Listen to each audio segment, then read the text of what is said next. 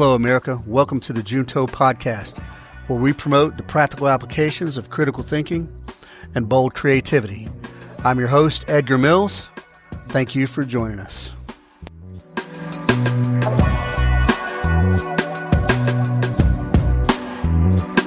Hello, good people. Welcome to episode 44 of the Junto Podcast. I appreciate you for listening.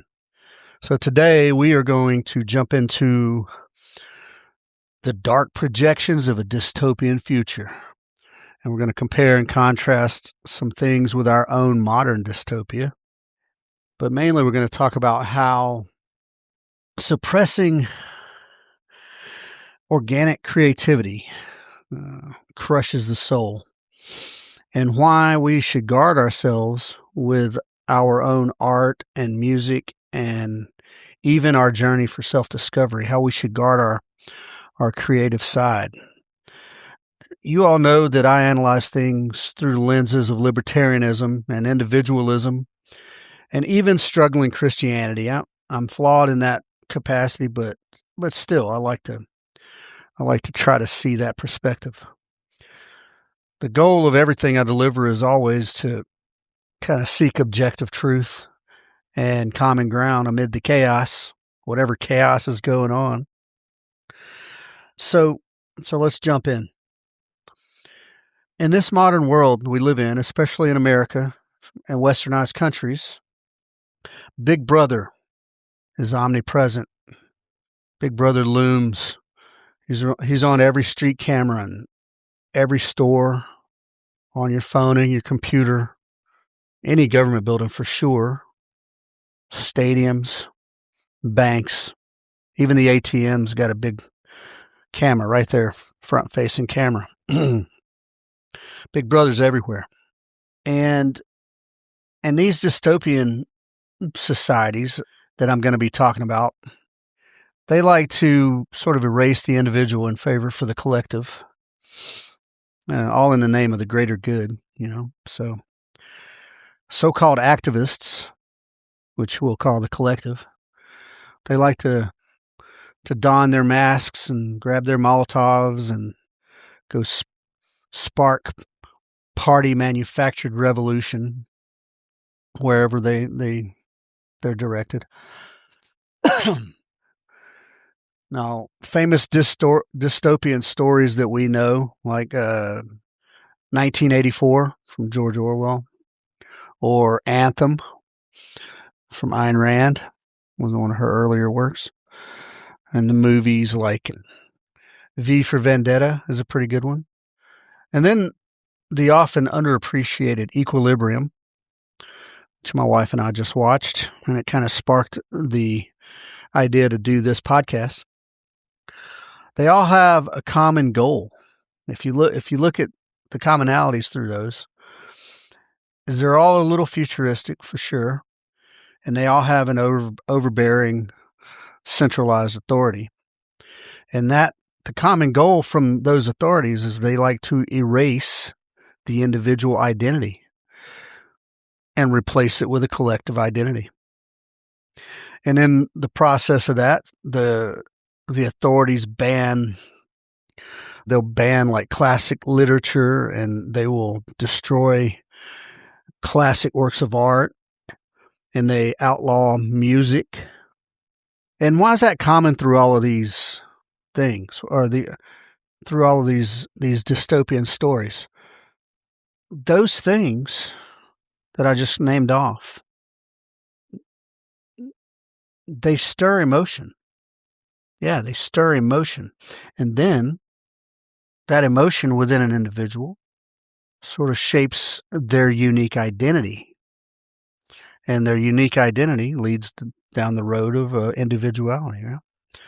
Now, collective protests and stuff like that stirs emotion too.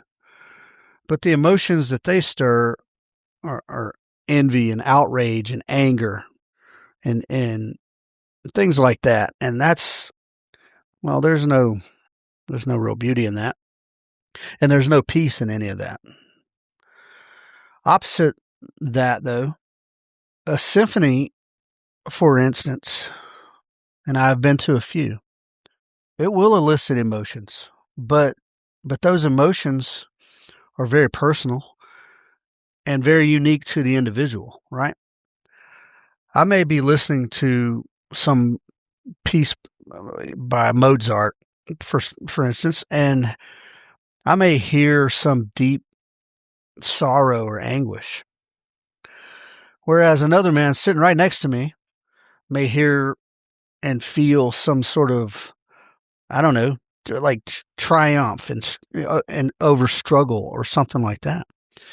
It it really just depends, on you. At any rate, it will move you and make you feel some way. Now, these dystopias we're talking about, and they're not too distant in the future, by the way.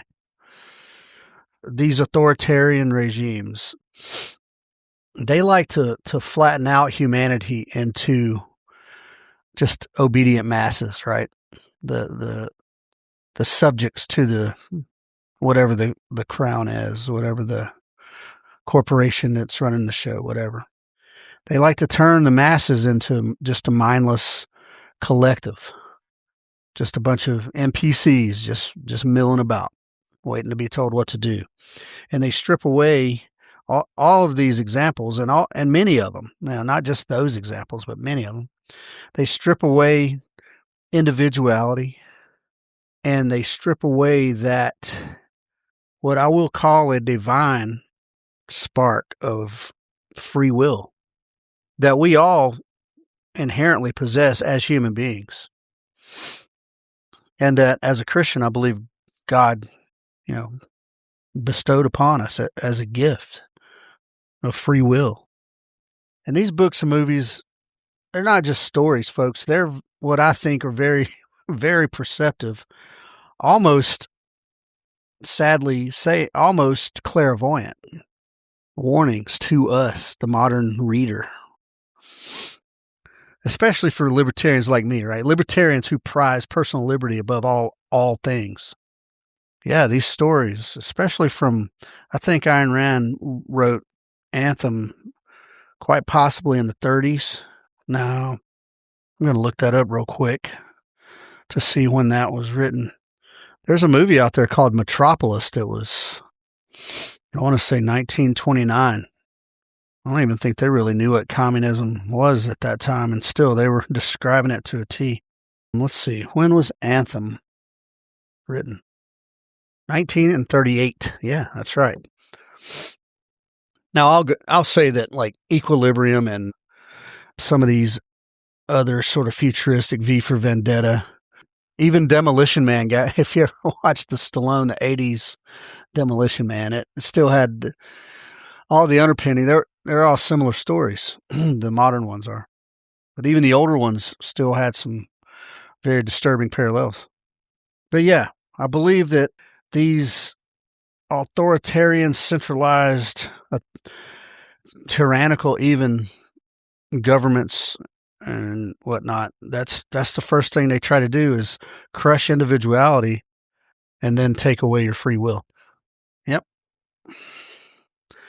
And throughout some of these stories, why did they suppress creativity? Why?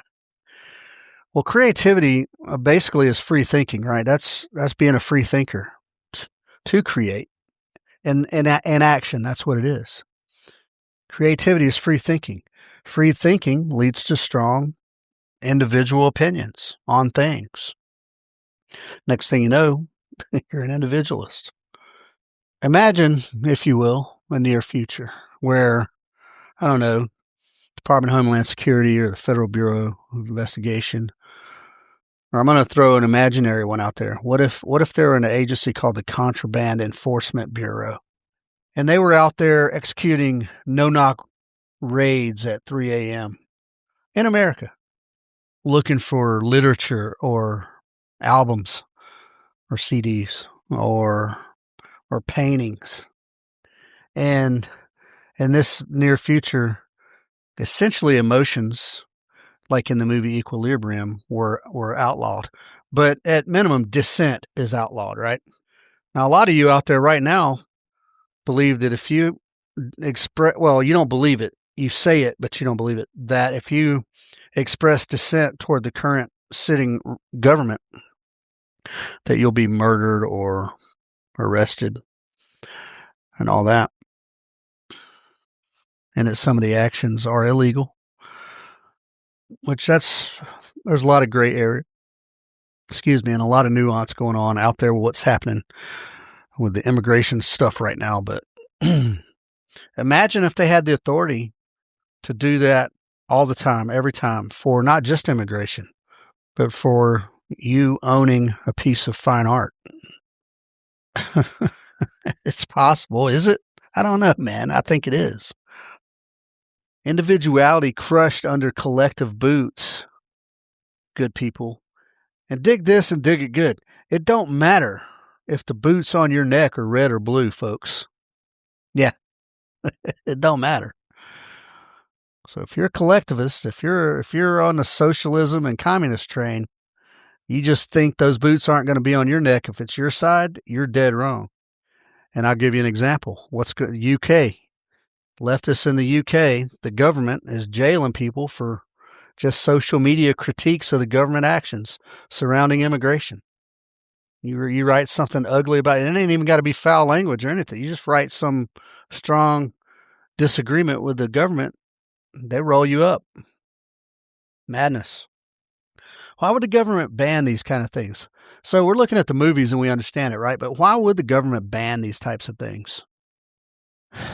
Because a symphony, good people, can stir the heart. A novel can intelligently and artfully question authority. A sculpture can inspire a rebellion.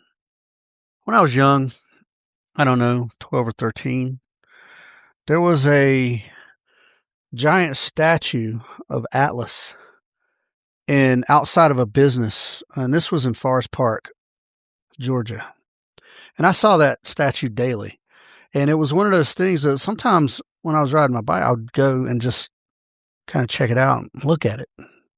It was very majestic. It was big. It was huge and majestic. Strength. It embodied strength. Atlas holding the heavens upon his shoulders. That statue, when I was 12, and the feelings that it invoked in me are still with me, folks. For some reason, it had a profound effect. And to that end, even today, right now, in fact, I have a giant chest tattoo of Atlas, dead center of my chest. An idea that, has been with me since the age of 12. Art can move you, good people, if you allow it, if you're open to it.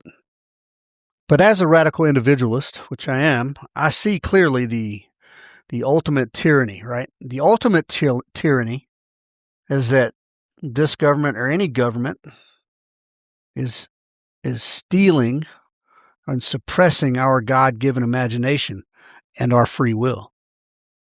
In 1984, the book 1984, Orwell's protagonist was Winston, right? And Winston, he clings to his words. He found a little spot in his apartment where he could be out of the eyesight of the camera, and he would write. In Equilibrium, Sean Bean's character, he clung to poetry. And before he was executed, if he read a passage, and that passage was this: "But I, being poor, have only my dreams. I've spread my dreams under your feet.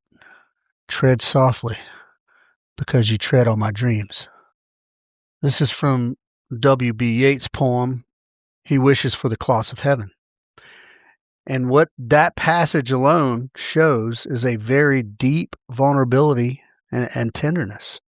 And that's a vulnerability and tenderness that we are all capable of. I know some of us, especially in my line of work, see vulnerability and tenderness as a weakness and a crutch. But you can learn to appreciate those and yes, even compartmentalize them. But they're a piece of you. They exist, whether you think they do or not. And art will bring that out and maybe even teach you to appreciate things like you haven't yet. So these fictional accounts I'm speaking of here, how do they parallel our modern, slightly more subtle dystopia? We don't have a lot of overt bans in America. Well, we don't need them. Well, except England, ironically. But besides that, no, we don't need them. Our chains are far more subtle. Social media is what keeps us sedated and compliant. Yeah, social media. 20 years ago, you would have said just the media, the mainstream media. But it's true, though. Social media is just a hyper version of that, right? Endless feeds, endless algorithms that build up our echo chambers and that throw fuel on the flames of political rants and tribal wars and red team, blue team. And all that drowns out like proper independent voices. You see the most popular, even on social media, even on podcasts, the most popular stuff is all like political commentary, really. And then there's like pop, whatever stuff. But I think even then, political commentary and culture war commentary is the most common or the most popular stuff out there. And then because we're consumers, right? And all these platforms and whatnot, you get these 10, 15-second viral clips that enrage us and get us all hating each other, like just in a minute. And then the next thing you know, they vanish, poof, like smoke. 3-4 days later, yeah, the video's out there. Anything on digits stays on digits. It's there forever. But, it's not getting pushed down your throat.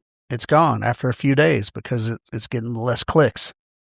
And then the corporate media, like the mainstream media, they'll twist and spin these hyperbolic narratives, for the clicks, for the commercial economic benefits there.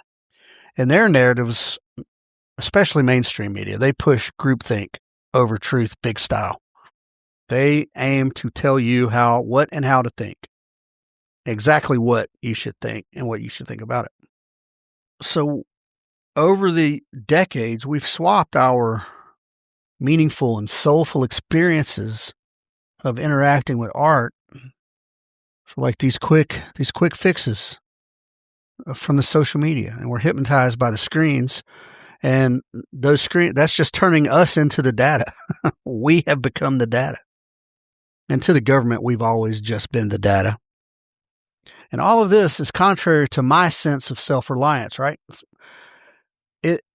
All of this belittles our universal, I say it again, universal call as humans to seek out beauty in God's creation. Look for the beauty in God's creation, not the quick hits on the social media. And here we are in America. We're not commanded by some malevolent dictator yet. Yet. But we are seduced 24/7 into conformity. We don't need a dictator to make us conform. Social media has done it for us. 2 different paths, right? Dictatorship or brain melt. It's 2 different paths, but it's getting the same results, and that is compliance. All right. That went a little hard. Ease back a little bit. I'm going to express what I believe to be our need as a human race here, but especially in America, to embrace the fine arts, true art, historic art, and not even historic. I mean, even modern art, but embrace art and celebrate the artists, the creators, and I mean real creators. We have to attempt to break free from this government and corporate fueled hypnotism and all this friggin' prepackaged and prefabricated content that we consume every minute of the day. We got to try to break from that. And it's very simple, folks. We just need to stop and smell the flowers. And I mean, quite literally. Soak in nature. Soak it in. And then, yes, dive into fine art, classical music, ballet, symphonies. And all these things that I'm talking about, these are no longer luxury things here. Now, yes, the elite class probably want them to be exclusively theirs, right? But this is the modern age. These things aren't just luxuries for the elite anymore. What they are now for us is alternative arts that are, kind of rooted in history, but it's art that celebrates individual skill, definitely bold creativity, and I would say celebrates even, deep emotions, deep, exclusively human emotions. And these arts have the capacity and the ability to snatch us away and out of this the digital prison that some of us live in. And these arts let us, and I'm saying they don't force us, they let us appreciate a ballet's grace or a symphony's building crescendo that will,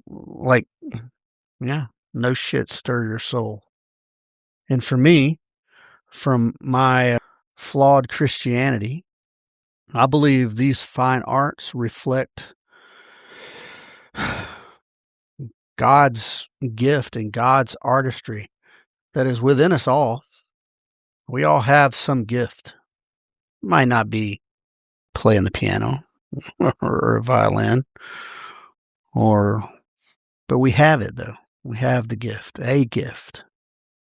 And not only Christianity, right, but as an objectivist, which I consider myself as well, these fine arts reflect sort of a triumph of mankind.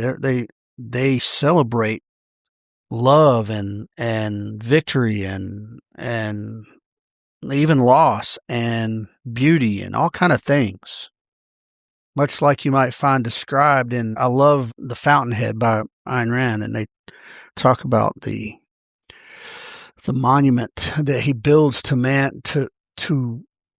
mankind. Yeah, to the triumph of man. What we take in now, folks, is pretty shallow. The social medias are pretty shallow.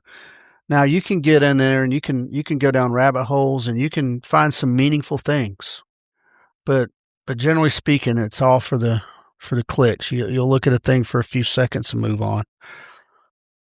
The fine art, be it whatever it is, the fine arts, they spark emotion. They spark creativity even, and those things are counter to this current shallowness. They're counter to the current shallowness that in some cases are, might be eating away at some folks. So what else is prevalent in the modern day? I'm talking about the sort of, I want to say historically, traditionally fine arts, right? Versus what's so prevalent today? Artificial intelligence, right? Yeah. And think of masterpieces, right? Think of Da Vinci's Mona Lisa. It's one of the most famous paintings ever. Why do you imagine it's one of the most famous paintings ever? And I'm sure everybody listening to this can picture it. Probably pretty clear in their mind. And she's got this little mysterious little grin. It's been for centuries. It's been it's been sort of a mystery. She's got this little grin. What is it for? One of my favorites. What about Rodin's statue of the thinker? Deeply bronzed in deep thought. Is it deep thought, solitary reflection? Is he contemplating life, love? What is he contemplating? He's thinking. Yeah. It's brilliant. I got a little mini thinker right on my desk. It's one of my favorites. Another one of my favorites, Van Gogh. What about Van Gogh's Starry Night? That's another famous one. Everybody knows it. That painting is almost a living thing. It's almost alive with the swirls and the way the yellow contrasts with the night. And somehow you can look at that and still see the torment of Van Gogh's torment. It's a compelling, it's a beautiful picture. And taking these things in, and they demand your time, they demand your attention, but not for empty returns, right? They pull you into some emotional contemplation, right? You can imagine that the person who created this, what must they have been thinking? What was their frame of mind? How did they get the skill that they have to do this? I don't think, in contrast with artificial intelligence, I don't think we get that same pull, that same depth. Yeah, there's some AI out there that looks really compelling. It's very detailed, and but it's all just bits and pieces of recreation of something that was created by a human being. No matter how good a thing looks, no matter how detailed it is, it's only ever going to be a hollow copy of the real thing. Yeah, it's only ever going to be a hollow copy because it lacks the sweat, the struggle, the torment, the little piece of the creator's soul, a flawed creator, one who's driven mad by the loss of a woman or syphilis, or one who was enslaved for years. AI is never going to have it, folks. AI is never going to have it. Only real, true art will have it. AI is just a facsimile without actual creation. Just like our modern consumer culture, it's quickly consumable and discardable. AI turns something that could be profound beauty into just instant filters to overlay on something else. Now, me as a radical individualist, yeah, I value authenticity over the artificial. 100% I do. Now, look, folks, that's not to say AI is good. It does good things. You can use it for very productive things. Social media is good. It's a tool that helps us connect with people around the world instantly, or relatives that we would ordinarily only see once every 3 or 4 years. Now we can just check them out on the socials, say hello, see how they're doing. It's good. It's good. But then we can be tracked, we can be watched, and it's not just social media that does that, folks. It's everything. But the digital age is upon us, and it's not all good. But there's a lot of convenience that, well, is, I'd say, almost born out of necessity, but maybe not. I don't know. There's a lot of nuance to the digital modern age here. There's a lot of goodness and there's a lot of badness. But what can you do? You can make a conscious decision to consume less, right? Make a deliberate, conscious effort to consume less digital media and free up some space for the real stuff, the good stuff. Yeah, go downtown, wander into an art studio or a museum. Yeah. Go look at some fine art. Take in the textures and read the stories attached to them and about the artists and those things. Go to Woodruff Art Center for a live Mozart symphony. Oh man. Again, the first one I ever went to, I was probably, I don't know, in middle school maybe elementary school. It's been a long time. But the sound was so overwhelming. And I don't just mean loud. I mean overwhelming. And you could hear every flutter of the flute and every thunder of the big gigantic bass drum and every string of the violin. Man, it was such an experience the first time. Well, each time, but especially the first time. You were just immersed in sound and the rhythms and just every detail of the music. And those people, and it was so professional. They were just, the skill was unreal. And even then it stirred something in me, right? It stirred something in me. And it stirs something that the screens just can't. Yeah. Let yourself simmer, in the emotion. When look at a painting and look at it and take it all in. And then glance over each line and each shadow and look at even the cracks in the paint or the paint strokes. Take it all in because it's all a part of it. Let it overwhelm you. Yeah, let it move you a little bit. If only for an hour or two, you know what I mean? You're just out on a date, you know what I mean? But if you do this, I promise you that you will start to reclaim a little bit of your own emotions and of your own individuality. And in doing that, you're going to have a very solid protective barrier around your own individualism. And then, therefore, you're going to be more compelled to be mindful of your liberties. And in taking this art in, I think it draws you nearer to our Creator. Yeah. So thanks for listening to this episode, good people. Go forth, create, and feel. Yeah. I love you folks. Take care.